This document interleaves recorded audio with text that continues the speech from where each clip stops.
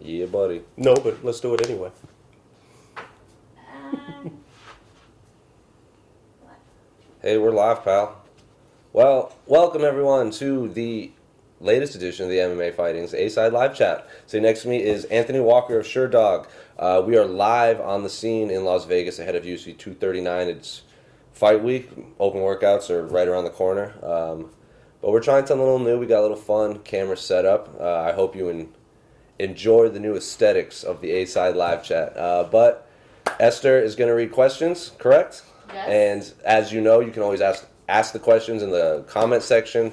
The green ones will get prioritized, or you can go on Twitter, use the hashtag #TheAside, and we'll get to your questions after we read the questions in the comment. But Esther, what questions do our readers have today for UFC 239 Fight Week?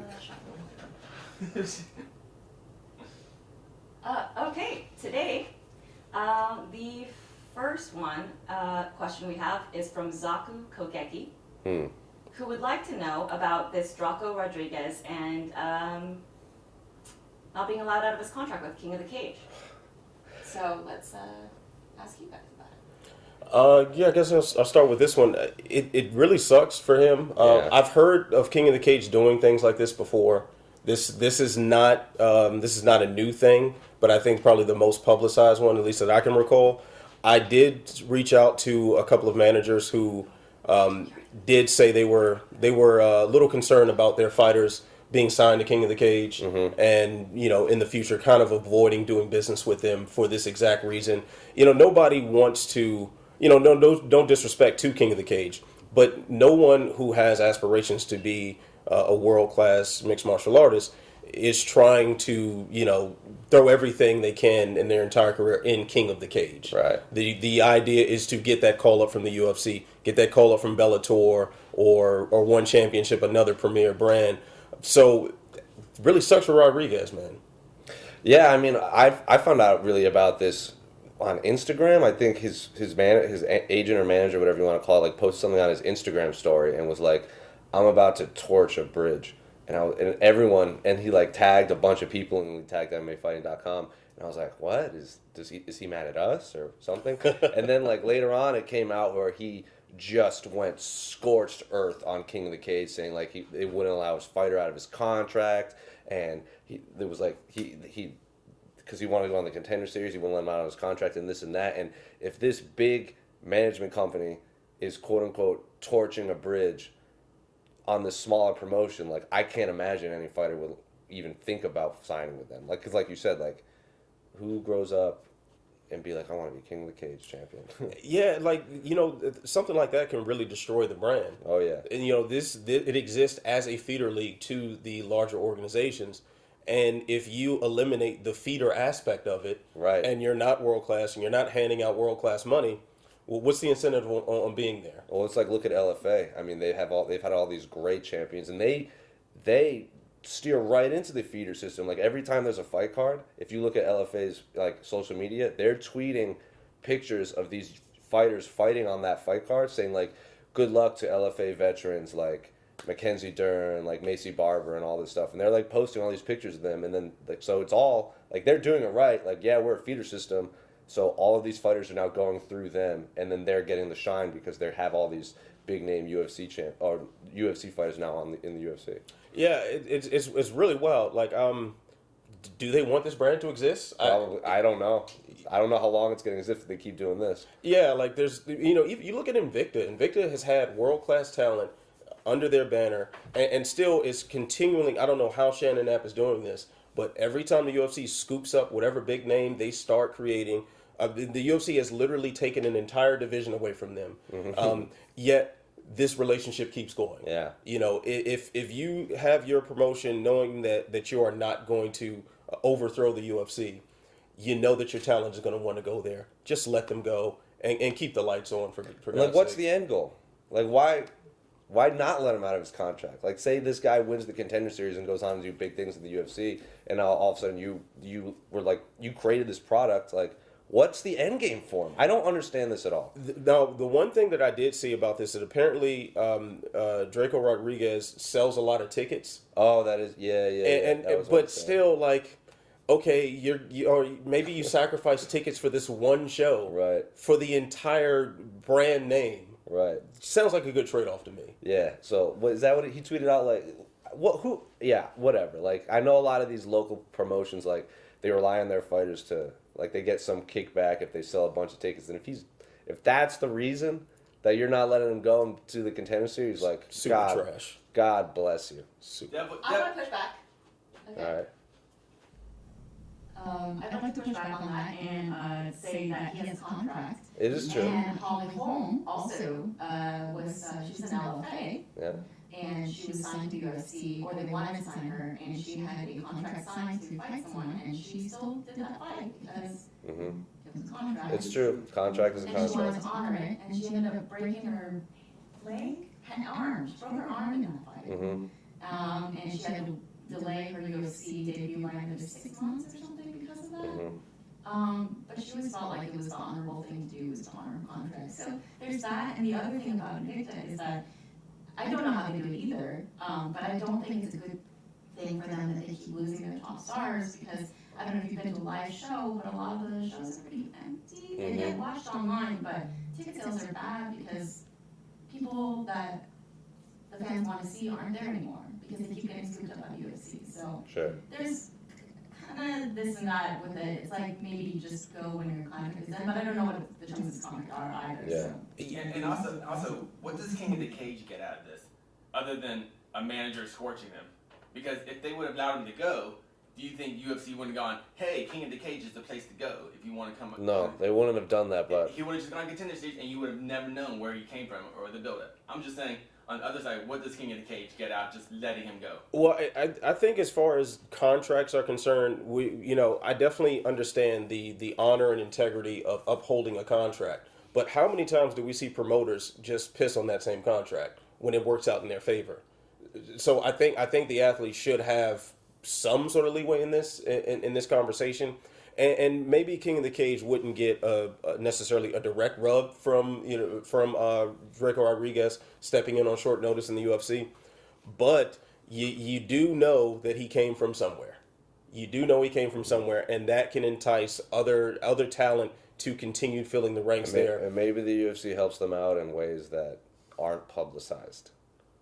That is a definite possibility These undisclosed bonuses we always hear about from Right. UFC fighters. Right, and then also the idea of buying out contracts and stuff. So there are benefits to just letting someone go pursue what they intended on doing instead of fighting for your ticket sales. Absolutely. For a small show. Well, ticket sales are pretty important for small promotions. Yeah. True. Anything else, Esther? Yeah, well, there's a lot of questions. Sure. Well, I was saying anything else specifically on this that you wanted to throw in? Oh, Yeah. no. I would but- hope there's a lot of questions. But right now we're getting complaints about my audio. Uh-oh. So Casey's grabbing the microphone for me. Our 2-camera setup, the second camera doesn't have a great microphone on it. Uh-oh. So I need a microphone in order to read your questions.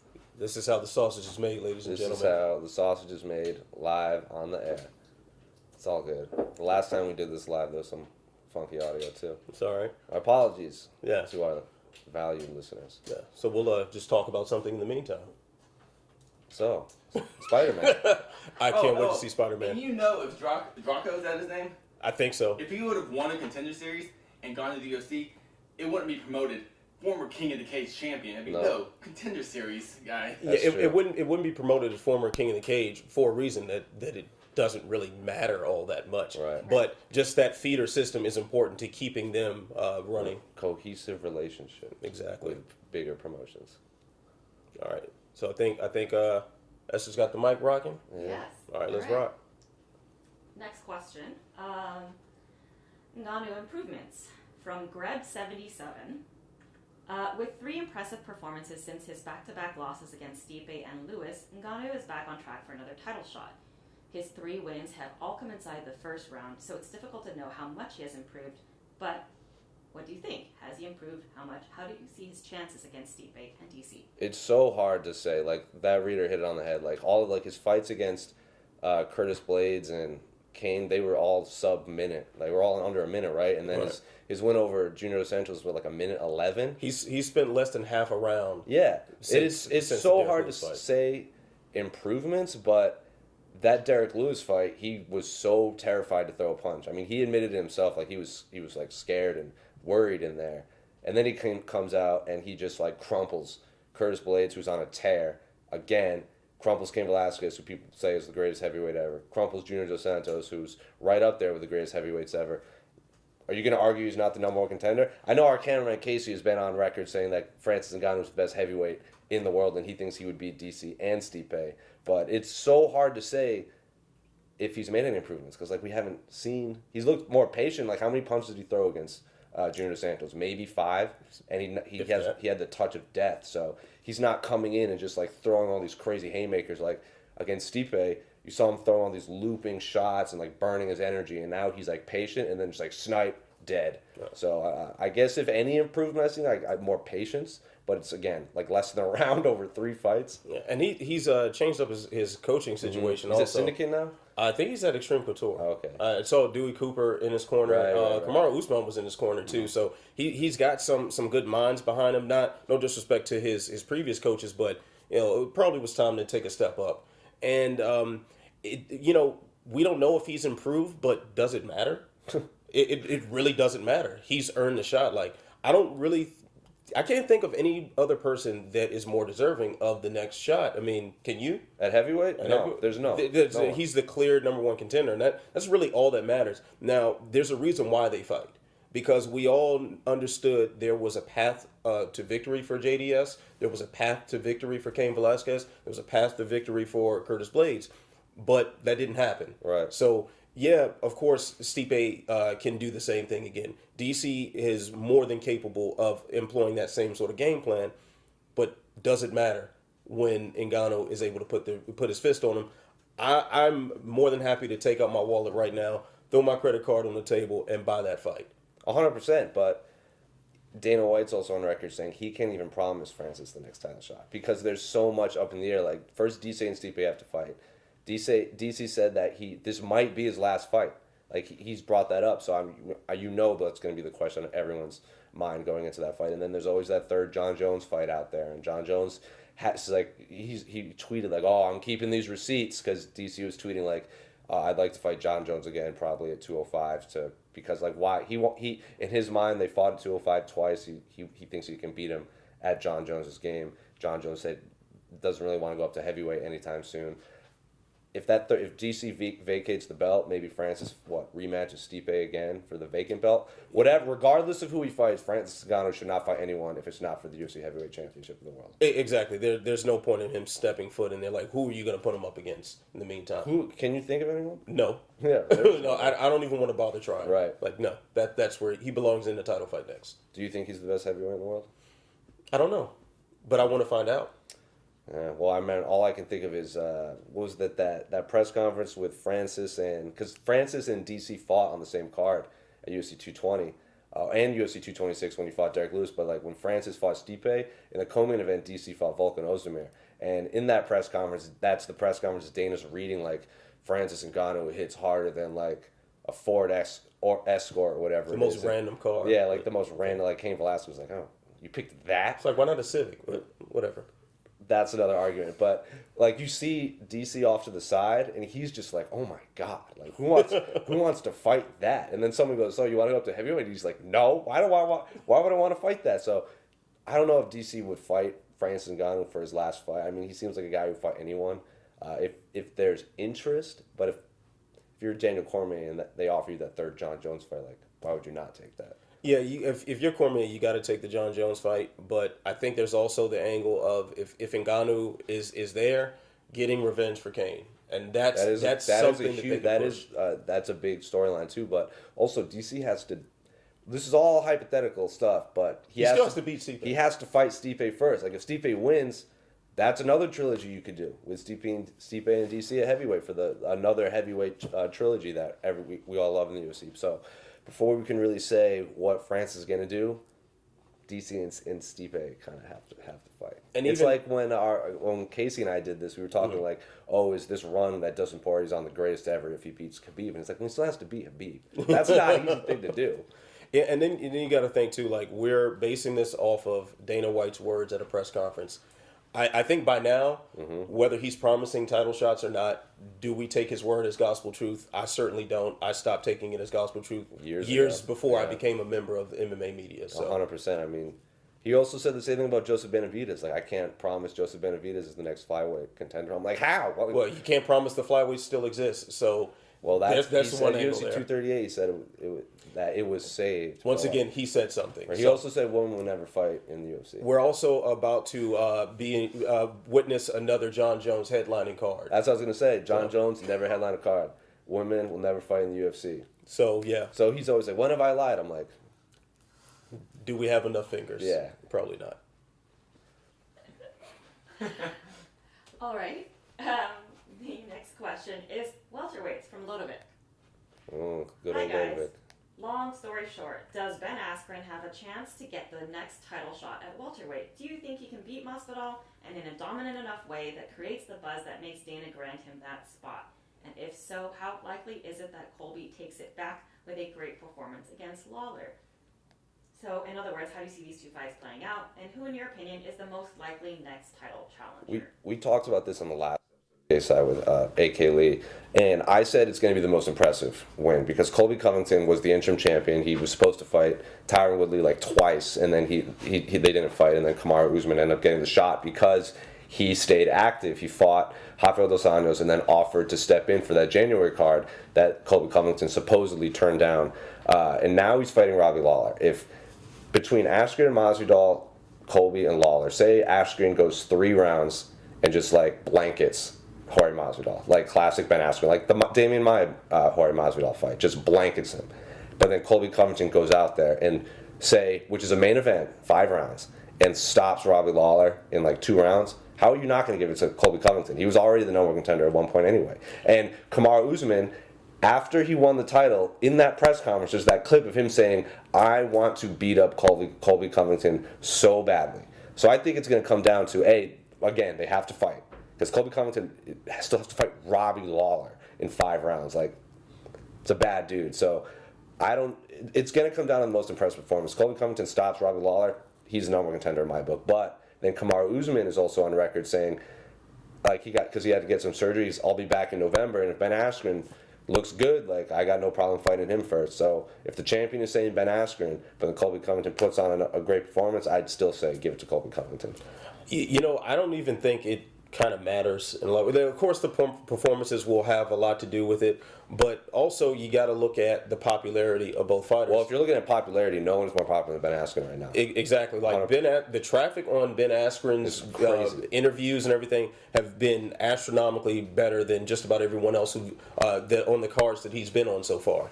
And then on top of that, like Colby Covington already had a belt around his waist and it didn't mean anything. Absolutely not. So like, and Kamaru Usman got the shot after beating all the same guys that Colby Covington already beat. So I think when we're talking about shot on athletic merit, Covington should have been there already. So I think we can just throw that out the window right now. And then also we did have that little incident around 235 where Colby ran up on Dana White. Well, they're cool now, remember? Yeah. Okay. Right. Yeah, so it's, I think there's so much going on behind the scenes with this that we are not privy to, but I think it's safe to say that we don't have to look strictly at athletic merit as the reason why anybody's getting a title shot at welterweight. I would agree with you. I also think Colby Covington does a lot of, he can sell a fight. I mean, his whole thing with, like, there is a storyline there. Like Colby Covington, like Kamaru Usman was like, I want to beat up Colby Covington for all the immigrants of the world, and I'm just like, oh my god, like, I don't like that storyline, but like, people are gonna be like, yes, give me all of this, inject it into me, like, they want to see Colby Covington get beat up. Ben Askren still has to fight Jorge Masvidal. Like, that's not, like, you saw what Jorge Masvidal did to Darren Till in March, so they still have to fight. They're like, say, what if Masvidal and Lawler win? Like, then everything we're talking about is out the window. But yeah, totally. In my opinion, I think if Colby Covington stops Robbie Lawler, I don't know how you don't give it to him.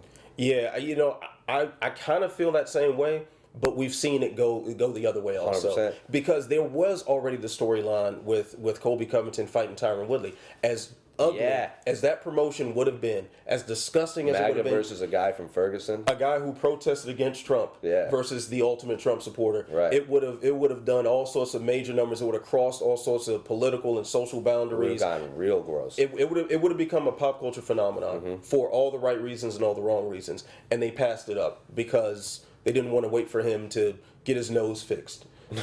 So I mean, at this point, it's so much anarchy and so much just question marks thrown about. And Kamaru Usman, like I said, he wants to fight Ben Askren too. Askren's been jaw jacking at him, trying to goad him, and then apparently it's working. So we have an angle of feud to sell either way. Both of them. Yeah. So of course, if Masvidal and or Robbie Lawler wins, this conversation is null and void. But hey, somebody asked us, so we answered anyway. Right. I still say if Colby Covington stops, it's all going to come down to Colby Covington's performance. If it's like, I think like November is right around the corner. What if it's just like an insane war and they both get crazy long medical suspensions? Like we have no idea what's going to happen. I mean, fighting Robbie Lawler, you saw like Ben Askren won, but he was still like covered in blood after that fight. Yeah. So I'd like to see. It's all going to come down to how Colby Covington performs. Like when was his last fight? June 2018, and now he's fighting like August or July 2019.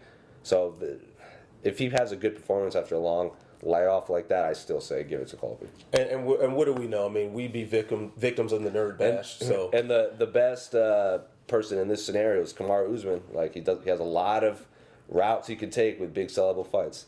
And the interesting thing in both of those fights, Askren and Covington, those are very, very intriguing style matchups. I love it. Yeah, I'm all there for it. Even without the promotion, I still just want to watch those fights. Just a quick question, man. Did you unfollow Colby Covington so he doesn't spoil all the comic book movies for you? I did. No, because I've already read all the comic books. I know what's going to happen. Yeah, should have known that. Yeah, right. Come on. I haven't even seen Spider-Man. I'm like, I bet this stuff is going to happen. So I should have known better. Yeah, come on now. I got to step my game up. I'm sorry. You'll get there someday. Oh, but by the way, you're both wrong. The fight goes to whoever takes the least amount of money. That is one thing that we didn't think about. Yeah. 2019 UFC. No. Wholesale title shots. Let's get it. Right. Wholesale title shots. For 100,000, I'll take 25. Sold. For the cheapest. Okay, next question is from Matt the Donk. Good old Matt the Donk. A Luke John Thomas fan. Lineker being released from the UFC. Please discuss. This caught me off guard, like when I saw the reports. Like, but John Lineker is the one that tweeted, like, if you're not going to get me fights, cut me. Like, he put that out there into the world. And then he took this fight against Rob Font on short notice, then pulled out, and then Rob Font didn't even get to fight on that Greenville card. So if there's bad blood between the UFC and a fighter and they're going to get cut, like, when have we not seen this before? Like, Yair Rodriguez, Justin Willis. Like, remember he cut the whole, like, AKA team? Yeah, because of the video game rights? The video game thing. So, like, who knows what's going on with that? It completely caught me off guard, though, because, like, Lineker, yeah, he's coming off a loss, but then he but again, he put that out there. Like, he's the one that challenged him. Like, cut me if you're not going to. And then they cut him. So, like, don't ask for it if you don't want it to happen. Yeah, I'm not quite sure what to think of this. I mean, part of me isn't surprised because, one, that challenge that he issued about just cutting him if they didn't give him fights, but they've given him a lot of fights that he hasn't been able to make the dates for mostly weight-related reasons. Mm-hmm. So maybe they just decided, hey, we'll just cut our losses. Like, because we all wanted to see him fight Demetrius Johnson at flyweight, and that was going to be such a good title shot. That was something I was very much looking forward to, but that didn't happen. So he goes up to bantamweight, and yeah, he's had some success, but are we looking at him as the next title threat? No, I didn't. So John Lineker is a guy that I'd never pegged as like future champion, but like I was like, I want to see John Lineker fight Cody Garbrandt. Mm-hmm. I want to see John Lineker fight Dominic Cruz. Like there's a lot of exciting matchups I want to see him partake in. And when he was matched up with Dominic Cruz, I was so excited for that fight. Dominic Cruz got hurt and it fell out, but Dominic Cruz got hurt? Yeah. Oh, shocker, wow. Right? Yeah. But I think Lineker's had one fight a year for the last 4 years, so he's not been active at all. And whether that's on him or the UFC, I don't know the full story of that. But again, he challenged them to cut him, and they did. And we don't know the full story, but I wouldn't be surprised if he's back. Maybe a Yair Rodriguez situation where he's and like 2 weeks later, he's back, and then he fought Korean Zombie in a headlining on the UFC's 25th anniversary card. So who knows what's going on in that situation? But I think also Lineker is an exciting enough style fighter, and he's got enough of a name to where other big names are going to be ringing his phone right now. Yeah. I'd be very surprised. Well, it's weird too because Dana White wouldn't give Brendan Loughnane a contract because he didn't fight in that stand-and bang style of fight matchup. Who does it better than John Lineker, where he just stands there and just throwing frying pans at his But in opponent? order for him to do that, he has to actually be in the cage, That's and true. that's kind of the hiccup there. Now, I would recommend that he could apply his trade in one championship. That way, he definitely doesn't have to cut weight. Yeah, I mean, then we could see the Demetrius Johnson fight. Yeah, I'm all for that. I'm 100% down for that, Hydration but- test 2020. Let's get it. Uh-huh. All right. Hydration says 2020. Ian McGierney would like to know about the high cost of being a UFC fan. Good morning, gentlemen. Thoughts on the high cost of being a UFC fan in a time where some of the UFC's key demographics are high student loan debt, increasing housing costs, and historically low wage. Here are the numbers if you want to consume all of the UFC events if you go through the cheapest methods of getting each service. Man, he said student loan debts, and I got like All PTSD. pay-per-views is Heart-fluttered a little bit there. $660. A year of Fight Pass with tax is $105. A year of ESPN Plus is $54. And access to ESPN, hard to calculate because of the number of ways to do it. DirecTV, blah, blah, blah. Cheapest appears to be Sling at $25 a month, so that's $300 a year. Sling sucks though. And that total makes it at least $1,119 per year. And if you go month to month on the services, it's of course way more.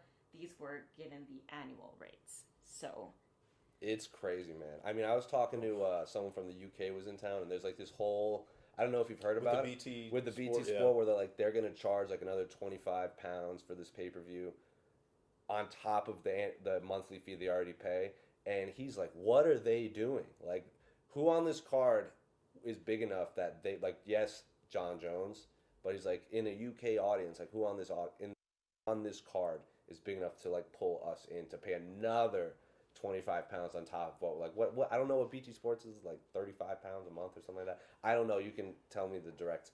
Someone can tweet me the actual numbers, but it's super expensive to be a UFC fan. And then they announced ESPN Plus, and then they said all the pay-per-views are going to be on ESPN Plus, and everyone was a lot of people were tweeting at me like, "Is this going to be like the WWE Network where you pay $10 and you just get the pay-per-view?" And I was like, I doubt it. I don't think UFC's going that route. I bet it's going to be like $10 plus the $65 you want for the pay-per-view. So it's not easy being a UFC fan in 2019. No, my wallet is desperately hurting. Right. Trying to keep Did you up cut with the cord? everything. Oh yeah, Yeah. I cut the cord Smart about man. a year and a half ago.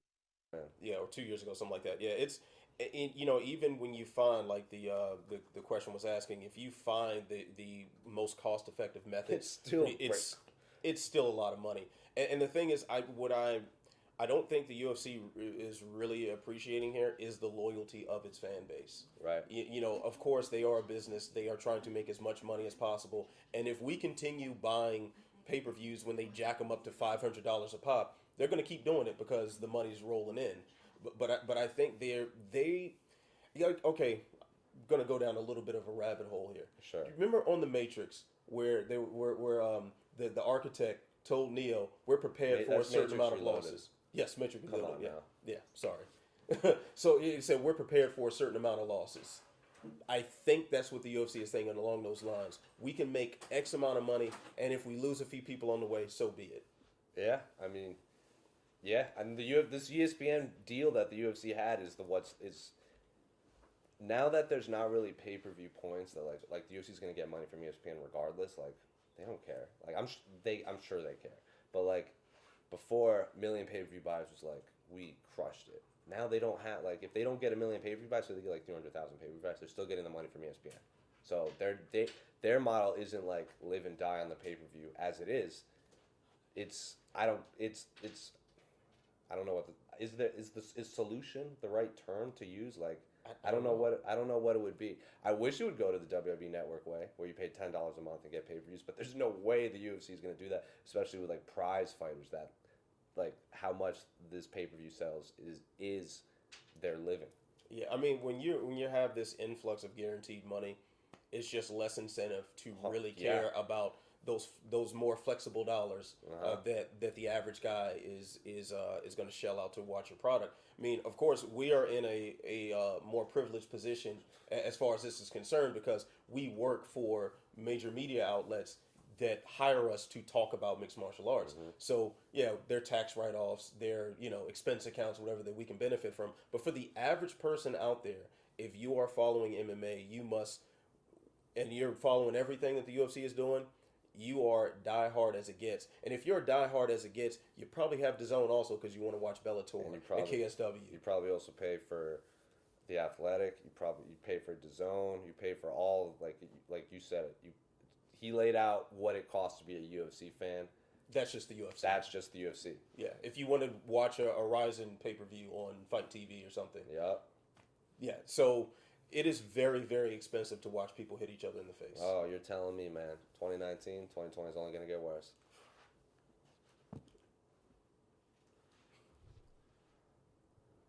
All right, next question is from, would help if I didn't turn off the page. All right, Cage Warriors final from Milo of Croton? Oh, he's asked a few questions, and every time I'm like, I apologize if I'm not. And no one's ever corrected me. So I couldn't tell you if you're pronouncing that right. Okay. Hi, guys. What did you think of the Cage Warriors final on Saturday? It seems odd that the promoter has received very little criticism, except from Big John, for the vinyl mat. Should the promoter have publicly apologized to the fighters for this? And should vinyl mats be banned from MMA? Thanks. # free PT Carroll. Yeah, that's the... PT will be back, don't worry. I'll set the scene. The main event of the last Cage Warriors was one of the most bloody fights I've ever seen. I mean, they stopped the fight because it was so much blood and plasma that they were slipping around on their feet. They couldn't stand because of the blood, and then there was like a moment where they were on top, like one of them was on top of the other. It was Nicholas Dalby, and I'm very sorry, I'm blanking on the other fighter's name. It'll come to me like 4 hours from now. But they were like on top. They were like grappling for position, and they were just bleeding on top of each other. But like it was going into one of them's mouth, and the other one was like like pulling on in the collarbone. Guy, and he turned his head. It was unbelievable to see. And then like the picture of them like hugging after, I was like, oh my god! Like, so I sent that to my friend. It's like, oh, it looked like you color corrected. I'm like, no, red. Like they're just super red and covered in blood, and this fight was stopped because they couldn't stand, not because they were injured, but because it was basically like someone dumped red paint into the not the octagon, the cage. But vinyl mats, that's the question. Your thoughts? It's an interesting question. It is an interesting question, and that's something that most people don't realize as a difference between, say, the UFC or Bellator and other promotions. I mean, if you go to a local show, typically they'll have a vinyl mat because you can reuse them. They're cheaper, but obviously it's not as safe of a surface to fight on. I mean, I would think that Cage Warriors is a major enough organization where they can afford a canvas for each event. I would think that I'm obviously not privy to their accounting, but that seems like a safe assumption with the level of attention that Cage Warrior gets, and you see some of the talent that's come out of it.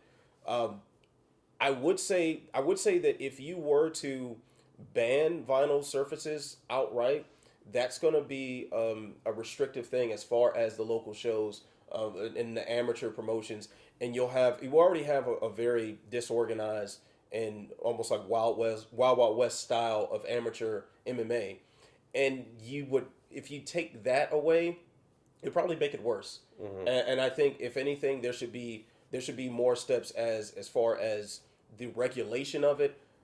And yes, the vinyl or canvas is a part of that, but it's such a minor consideration when you talk about testing guys for concussive symptoms, or blood tests for things like this happening, right? Or just making sure that an amateur fighter who got knocked out 2 weeks ago isn't going across state lines to go and fight again.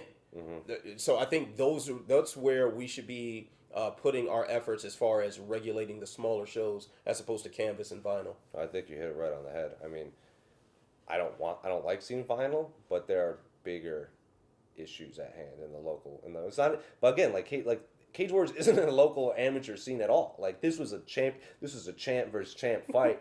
They were building this up to be this big, massive event, and Pizza Carol was like covering it, like Free Pizza Carol. He was covering for our site, and he was like, "This is the craziest thing I've ever seen." Like this, it was just chaos. Like if anybody hasn't seen it, it's Mark Goddard, who was the referee who stopped the fight. He then spoke with Pizza, and he was saying like they weren't bleeding on each other, they were inhaling blood. Like that's why he stopped it. Like it was getting like into their esophagus, and like so he stopped the fight. Yes, because they were all slipping around and stuff, but it was just dangerous. Like that much blood leaking into the other person. The Sherdog Slack chat about that was absolutely nuts. So everybody was throwing out their suggestions of what we should declare this for the Fight Finder. And it was like no contest, bloodbath was one of the options. It's like no contest, disgusting. It was a lot of different things to describe. Was it doctor referee stoppage? I think it was unsafe surface or something like that is what we settled upon. Like when Bobby Southwood fell out of the cage, the strike. Was that Strike Force? Yeah, she fell. The door opened up and they fell out. Yeah, it's unsafe working conditions. It's one of those moments where I look and I just think like, what am I doing with my life? Yeah, just watching grown men bleed on each other. I'm like, wow, I'm really a disturbed person, man. But I'm okay with it. Yeah, just think about what you're saying real quick, because you're arguing about the surface. That's your argument, not the fact that two men are just exploding blood out of them. That's like, oh, that's just part of it. Let's talk about how the blood is being right. sucked Like if you're not a diehard MMA fan watching Cage Wars and you see that and you're like, they allow this, man. And then be like, yeah, but the mats, and they're like, who cares about the mats? Men are dying out there. Men are dying. They're breathing blood. Forget the mats. My grandmother forever has been wondering why I like mixed martial arts, and I always tell her like, oh, it's a good sport, and like, yeah, it's violent, but it's within the confines of athletic competition, and these are honorable men who do this trade and all the skill it takes, and things like this I got to keep away from her. Yeah, because she would pull me by my ear and yank me away from press row. Mine would just hit me with a chancla. No, fuck. All right. The next question is from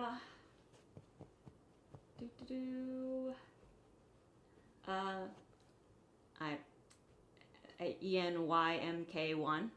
This is why Alex was like, I hope these aren't like bad words in other languages. Okay. Hey guys, if we say 135 to 185 pound divisions are the most talent-ridden, is it fair to say that welterweight is the division that has evolved the least? Whilst people like Adesanya, Whitaker, Habib, McGregor, Ferguson, Holloway, Dillashaw have revolutionized their respective divisions, but this crop of welterweight fighters, while being exciting, don't seem that different in terms of style to the likes of GSP, Shields, Koscheck, Diaz. Is this assessment fair? No. And if so, why do you think the welterweight style fighter has remained constant? I don't agree with that at all. I mean, George is the greatest fighter of all time in my mind, and he dominated that division for so long. I get what he's saying. Like wrestlers have like historically dominated the 170 pound division, but like I don't agree with that at all. I don't agree whatsoever. I mean, first of all, I think maybe it's a symptom of how far advanced George St. Pierre was compared to everyone else, that now we see the talent kind of catching up to his legacy in that sense. But then also let's look at Robbie Lawler was the champion. Yeah. Like when has he ever had a submission win or anything like that? He's only knocked fools out. Stephen Wonderboy Thompson is legitimized karate much more than Lyoto Machida was able to. Yeah. So like I'm really struggling to find truth in this. I do like you. I do get where they're going, but I just think it's wrong. But he's also like, is he saying just the champions? Because like Tyron Woodley was like obviously an elite level wrestler, but he destroyed Robbie Lawler, and then he like that fight against Stephen Thompson was the definition of an MMA fight. Like they fought everywhere, and that for as much slack as Tyron Woodley gets for like his second fight with Stephen Thompson, kind of being like the who's going to throw first kind of thing. That first fight against Stephen Thompson was awesome. That was a fight of the night. That was an awesome fight. UFC 205 fight of the night. That's the same card Conor McGregor just like ran through Eddie Alvarez, and that's obviously the talk on everyone's mind. But that fight was awesome. And then he fought Damian Maia, and that was another like, what are you gonna do? What are you gonna do? Type fights. And Dana White kind of threw him under the bus, but then he destroyed Darren Till. So, when's the last time until he submitted Bisping? When was the last time George had like a stoppage win? Was it the BJ Penn fight when BJ threw in the towel? I think it was BJ. That was the second one when he threw so George wasn't going out there and just like crushing a fool. Like the Kamaru fight, I guess that was a little more of like a grinder mentality, but and even before that, like Robbie Lawler, back-to-back wars against Johnny Hendricks, like 2 fight of the years. That fight against Carlos Condit, which a lot of people think Carlos Condit won. Carlos Condit is not in the same vein as all of these other welterweights that he named. So The Roy McDonald fight. The Roy McDonald fight, arguably the greatest title fight ever. And Roy McDonald also an evolution in the sport in the sense that he was started MMA yeah. and he didn't come from, high school wrestling or, a karate dojo or something. He started in mixed martial arts and that was his only experience in any sort of combat discipline. So there's a lot of things that there's been a lot of evolution in the welterweight division, and even kind of going further on what you said about Tyron Woodley and the flack he gets for some of his more hesitant performances. It was still an evolution in technique that we saw there.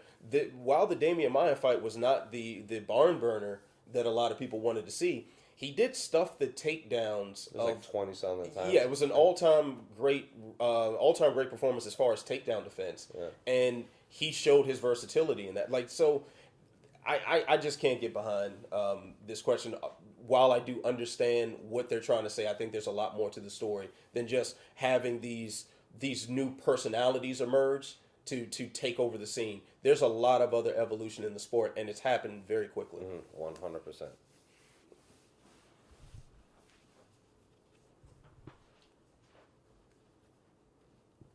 Next question is from, we're going to go back into 239 from Tragic Bronson on Twitter. Tragic Bronson. I like it. Last time Jorge fought a grappling specialist was Maia, who has superior jiu-jitsu game than Jorge and Askren, but not the best takedowns, and he was still able through 3 rounds to get Jorge down and keep him there.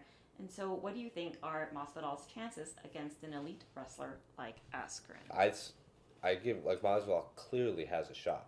Like it's not even people writing off Jorge Masvidal look pointing at the Damian Maia fight look, we've already seen this. Jorge Masvidal is a bad dude, so I'm not writing him off at all. But is the writing already on the wall on how to beat him in this style? Because again, Ben Askren has way better takedowns than Damian Maia, but obviously Damian Maia could be the best BJJ practitioner on the UFC roster. Jacare, Chrome Gracie, all that, but Damian Maia is way up there. So, does Jorge Masvidal, quote unquote, have a shot? Of course he does. 100%. You look at what Masvidal has been able to do. Look at his record, and the large majority of his losses have been the most razor thin of split decisions against very elite competition.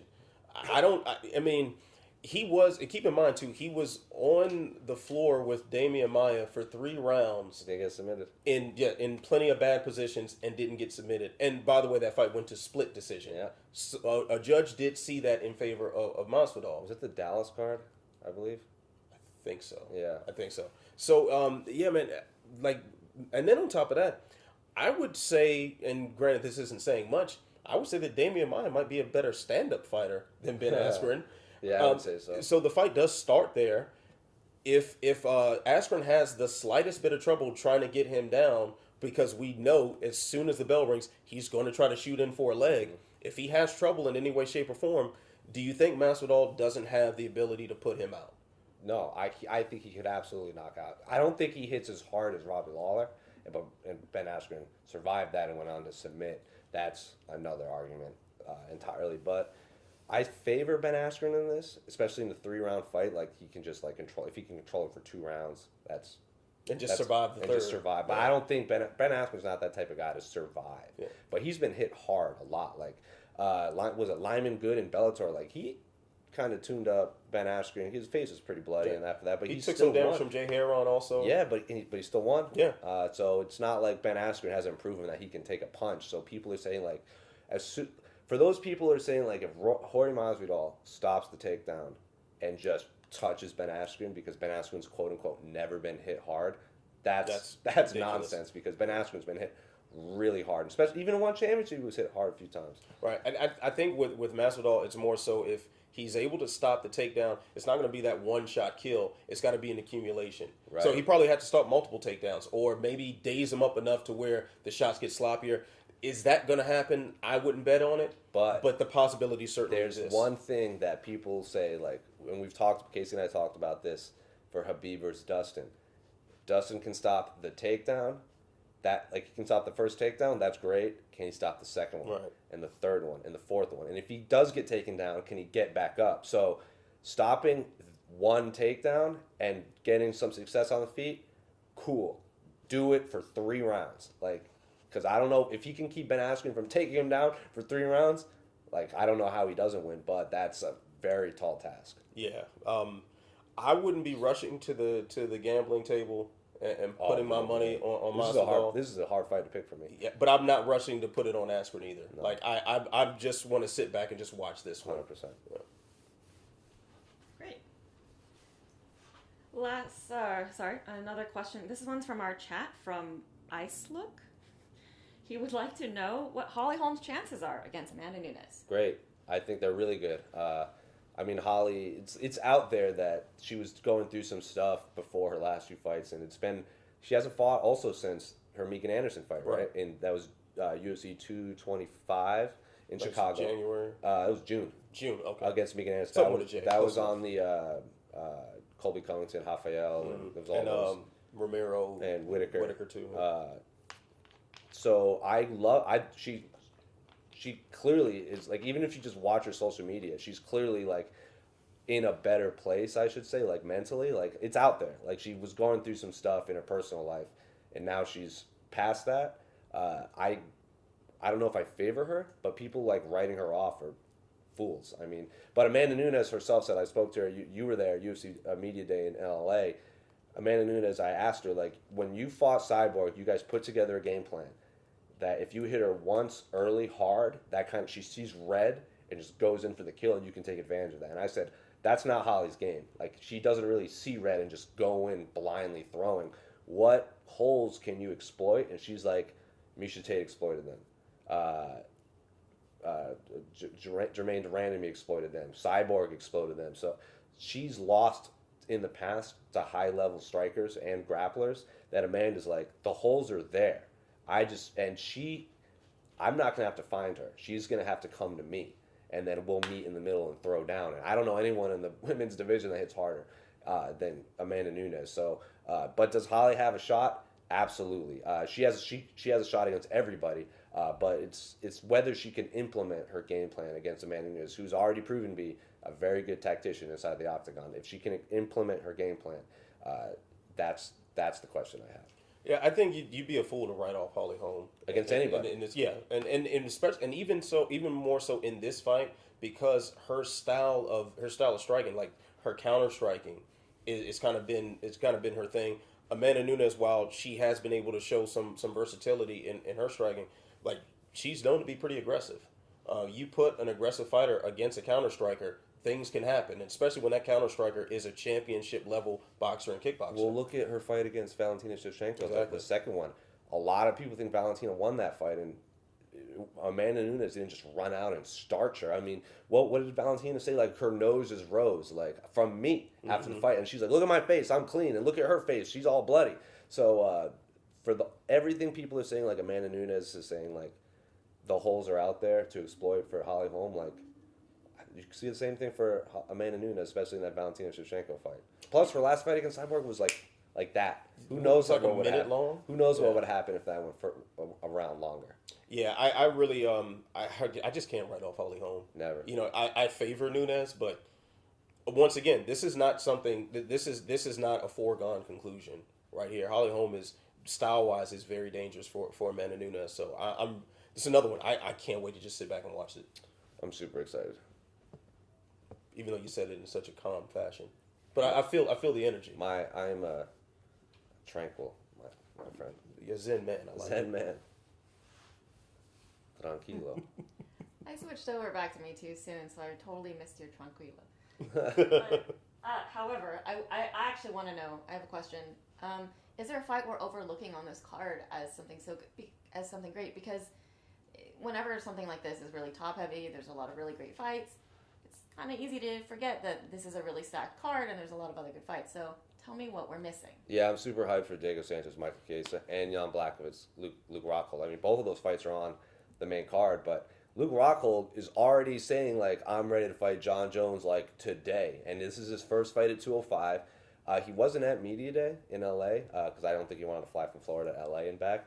I want to see how Luke Rockhold is during fight week, not cutting weight. Because I know you've interacted with Luke Rockhold when he's, like, dehydrated, sucked down, all that. Not the most pleasant man to be around, especially around media. I want to see how he interacts with the media, the fans, whatever, when he's actually, like, hydrated. I mean, he lost to Yoel Romero, and he's like, oh, I don't know how long I can keep coming down to 185, and now he's going up to 205. Fighting Jan Blachowicz, not, like, who's no easy out whatsoever. But if Luke Rockhold is already calling out, like, Jon Jones, he's one of those fighters where, we've talked about this before, where when Holly Holm was coming up, Ronda was, like, the person, like, on top of the pedestal. So all these fighters coming up, where George was the same way, and all these young fighters are basically, like, training for their whole lives to fight Ronda, to fight George. That's Jon Jones at 205. And Luke Rockhold has said, like, I've been training to fight Jon Jones for a long time. Like, he's been in camp with Daniel twice. He's imitated Jon Jones in camp. He's imitated Jon Jones in camp. So I think if anyone can if anyone can have a game plan for Jon Jones, Luke Rockhold is right up there with the best of them. But, again, he has to fight Jan Blachowicz first. And then he's also, like, Anthony Smith has been on the MMA Hour a few times, spitting hot fire at Luke Rockhold, saying, like, I don't care if he wins or loses. I'm going to punch that dude in the face. I'll fight him in the alleyway right now. So I'm super excited to see it. And when's the last time Luke Rockhold even fought? Was that when he lost to Romero? That was, like, in February 2018, something like that. So it's been a hot minute since we've seen Luke Rockhold fight. I know he's supposed to fight Chris Weidman in the rematch, and it's 3 rounds. I think the last time Luke Rockhold fought 3 rounds was UFC 172 against Tim Boesch. And that was when the card that Jon Jones beat Glover Teixeira in the main event. And there, I have a photo on my phone of Luke Rockhold. Is like, no one's going to ask me questions because, like, Jon Jones and Anthony John. So he's sitting there, like, eating chips. Because this is when they did the old style press conference, and Jon is, like, sitting there. He can say, Jon, you want some chips? So, like, how far we've come from sharing a bag of chips to wanting a fist fight in an octagon. But I'm super hyped to see Luke Rockhold back. Yeah, I was definitely excited to see that fight in particular because we've wanted to see Luke Rockhold at light heavyweight for a long time now, and he's been talking about it for, I want to say, when I look back and trying to see how long it's been since he was talking about this, I think as far back as 5 years ago, he was talking about moving up to 205. So it's good that he's finally going to do this. Wondering how his chin is going to hold up, wondering if his ground game is going to be as effective with bigger guys. So that should be something interesting too. And here's another wrinkle that just got added to this mix. I think last week, our good friends at Submission Radio, Dennis and Casper, did an interview with Rockhold, and there was one segment in there where they asked him about Blachowicz, and he says like very, very dismissively, I'm fighting Jan effing Blachowicz.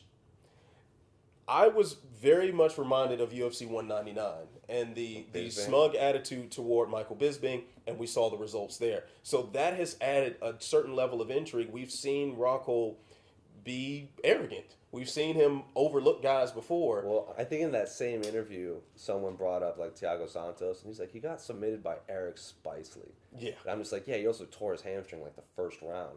So, like, cut him some slack. Yeah, like, it's kind of... I want to know where Rockhold is mentally for this fight, because we've seen him, lose to a guy who he should have destroyed at UFC 199 that he had previously destroyed. Mm-hmm. So is this? Dude, it was a headbutt in the first round. Remember? Yeah.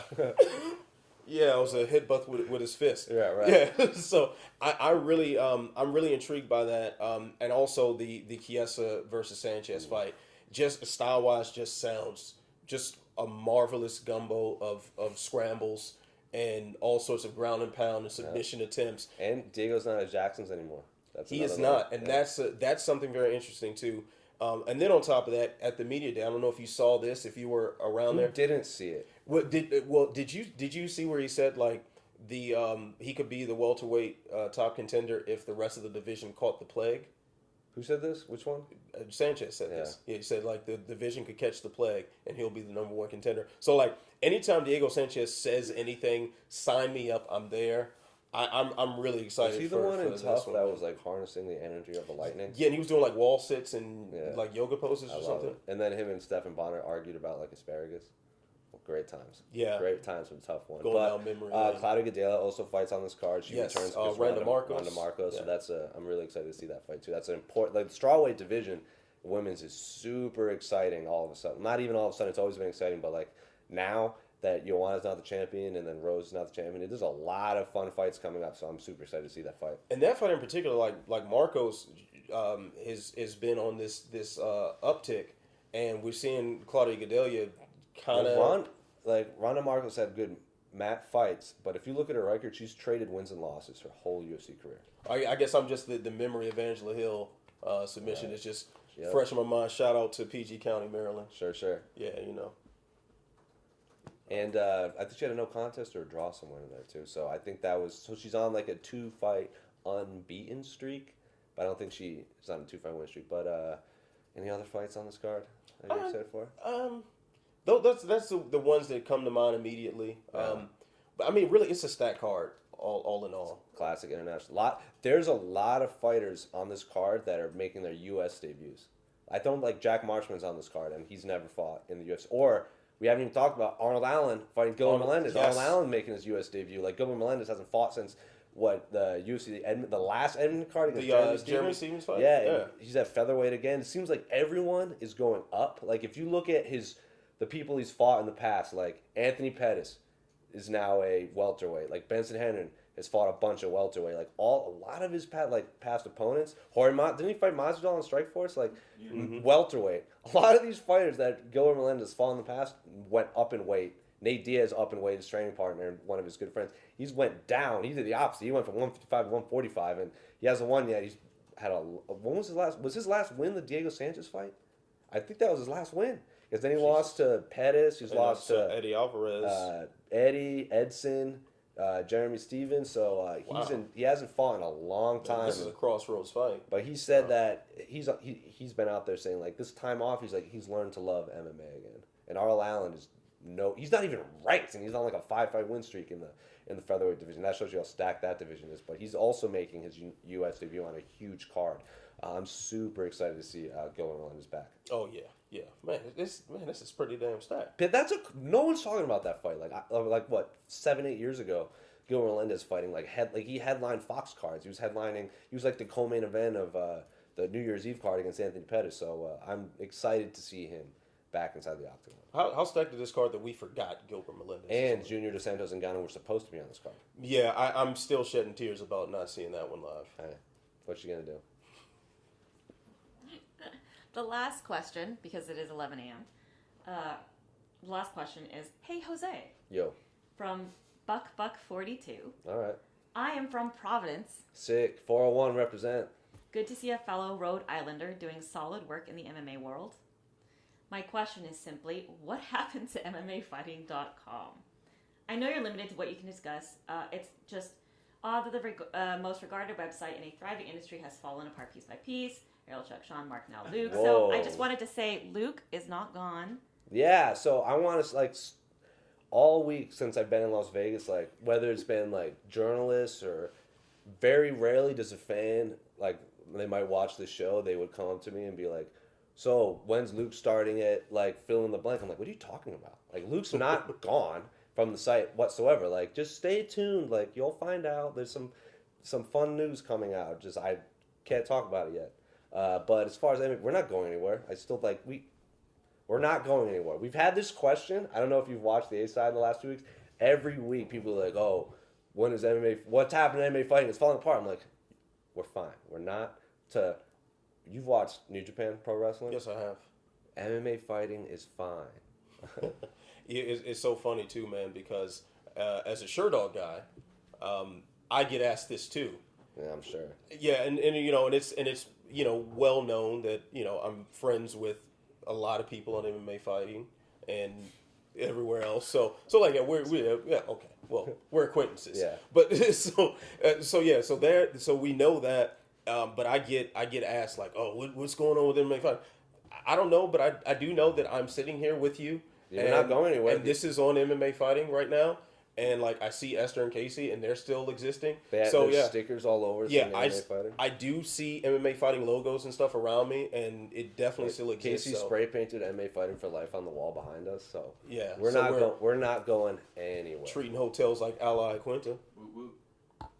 Yeah. So yeah, man, I do know you guys are still here because I'm sitting here with you. So yeah, what's up. We're not going anywhere. We got the World MMA Awards tonight. We're nominated for News Source of the Year, News Media Outlet of the Year, whatever. Sherdog's nominated too. Oh, so yeah, we gotta square I'll up. Wing Chun on you. Is that it for questions? Because we're running up on time. All right. Yeah, we're up on time, actually. We are up on time. I'm sorry, guys. I know last week we also ran up on time. We had to cut a few of the questions. But I'm Jose. This is Anthony Walker making his A-side debut. If you enjoyed him being on, I'm sure we'll have you back. I'm always down to have fellow journalists on and from other sites and stuff like that. You killed it. That was great. That was great stuff. But we have to go to the exciting open workouts for UFC 239. But stick around at MMAfighting.com and the YouTube channel. We're going to have a lot of videos all week for media day, open workouts, weigh-ins, post-fight scrums, like you name it. We'll have it there. You're obviously already watching this on the YouTube channel, so you know the deal. And then Anthony's going to do great work at Sherdog. Yeah. So check a little website called Sherdog that has this fun little fight finder. A couple people know about us. Yeah. So you can follow Sherdog.com for some other updates about UFC 239. The site with the white font. Yes, the site with the white font. A little hard on the eyes, but it's a good site. So yeah, and other than that, follow me on Twitter at AntWalkerMMA. And looks like it's time for us to go. So yeah, so see you next week, normal time, 10 a.m. Pacific, 1 p.m. Eastern time.